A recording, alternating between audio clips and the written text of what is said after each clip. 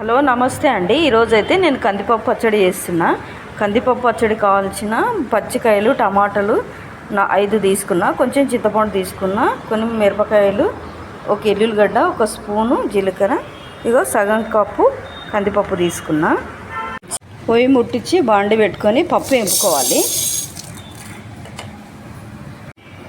పప్పు పొయ్యి సిమ్లో పెట్టుకొని ఇట్లా పప్పు దోరగా ఎంపుకోవాలి.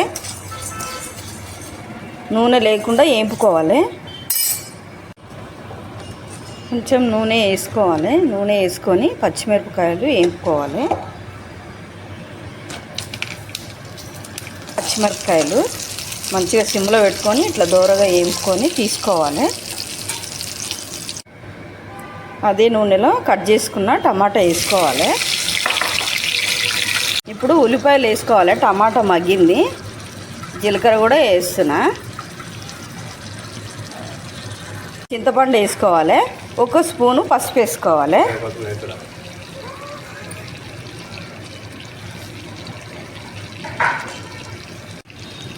ఇప్పుడు కొత్తిమీర వేసుకోవాలి. కొంచెం బాగా సిమ్లో పెట్టి మగ్గనివ్వాలి. చాలా మగ్గిన తర్వాత స్టవ్ ఆఫ్ చేసుకోవాలి. మగ్గినాక వేపిన పప్పు మిక్సీ పట్టిన మిరపకాయలు వేసి సరిపడా ఉప్పు వేసుకొని మిక్సీ పట్టుకోవాలి.